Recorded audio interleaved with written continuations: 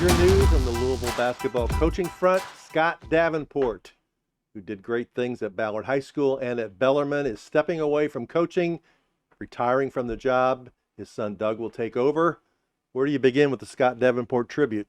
Oh gosh, we'll be on this for a while. As much as Scotty liked to talk and tell stories, and as many stories as there are about him, I'll tell you one thing I'll remember is his last home game, which I almost didn't go to, but then I heard on the radio broadcast they were leading Eastern Kentucky, and I remember. You know what? I'm going out to this, and I'm glad I did, because it's the last time he coached in Knights Hall. This team that had a horrible season, they'd only won 4 games up to that point, was playing its heart out.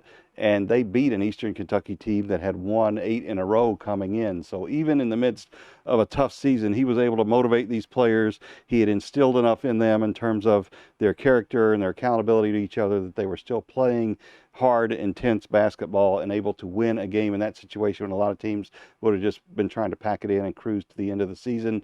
Scotty Davenport didn't cruise anywhere. He cared. He loved to say caring is a talent, and nobody cared more than Scott Davenport. I'll go back to 1979. I was a high school sports reporter for the Louisville Times. I walked into the gymnasium downtown of Ahrens High School. Scott Davenport was an assistant coach, walked across the room, introduced himself. I learned more about Louisville high school sports basketball from him than anybody else. Always tremendously helpful and accessible to the media. And the other thing I've said about him, and I'll always say about him, is there are a lot of coaches that come through town. There aren't many difference makers. Scott Davenport is a difference maker. He won a state championship at Ballard, and he took Bellarmine to greater heights than anybody else. Made it a place that packed Knights Hall. Won a national championship in Division II.